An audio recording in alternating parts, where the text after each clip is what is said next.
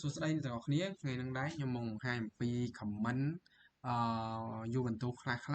ជាមួយនឹងការបង្កើត user នៅក្នុង Ubuntu server ហ្នឹងហើយខ្ញុំកន្លែងនេះខ្ញុំធ្វើការ remote ពី ASA ទៅហើយចំពោះ comment ទី1ខ្ញុំនឹងធ្វើការប្រើ comment who am I គឺចូលយើងខ្ញុំយ៉ាស្រួលអញ្ចឹង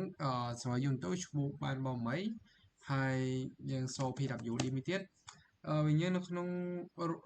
directory home ហើយនឹងបានបរមីអញ្ចឹងបន្តមកទៀតដល់លេខ3យើងនឹង create user include home and bash script ការ create នេះយើងប្រើ sudo add user add គេហៅ user add .m make home directory .s ដូចជា static /bin /bash ពីផ្លេចទៀតមួយយើងប្រើចន់មកបន្តមកទៀតឲ្យយើងយកលេខ4ឲ្យយើងនឹង switch ទៅកាន់ user បង្កើតថ្មី user បង្កើតថ្មីគឺ user ចន់ហ្នឹងឯងយើងប្រើ command su ដកហើយនឹងចន់វាយ password 1 2 3អញ្ចឹងចាំមើលវាចូលបានអត់ហើយនេះវាចូលអត់បានទេព្រោះអីនៅក្នុង Ubuntu ដូចយើង set password ឲ្យ user ចន់ហ្នឹងចំពោះចន់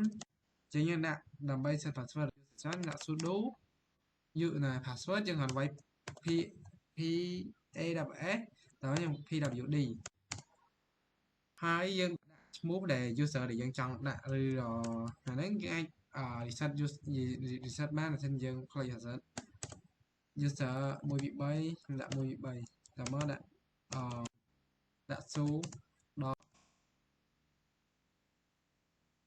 ចំ1 2 3យើងអីយើង switch បានទេកន្លែងហ្នឹងបន្តមកទៀតគេចង់ឲ្យយើងបង្ហាញអំពីuser ហ្នឹងឈ្មោះគេណា who am I ចេញឈ្មោះចន់ដែល Ubuntu server ហើយបន្តមកទៀតនៅក្នុងអីគេ pwd home ចន់គេដាក់ home អីបន្តមកពីនឹងទៀតចង់ឲ្យបង្កើត user ថ្មីមួយនិងធ្វើការបង្ហាញវាដោយប្រើ command ls បង្ហាញវា mkdir បង្កើត folder មួយ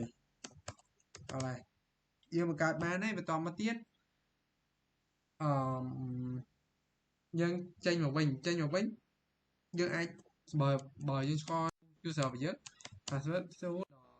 បានមកไหมចឹងយើងចេញមកវិញបានឬក៏យើងប្រើ command exit ក៏បានដែរហើយបន្តមកទៀតចេញមកវិញហើយបង្ហាញ user list តាម cat etc password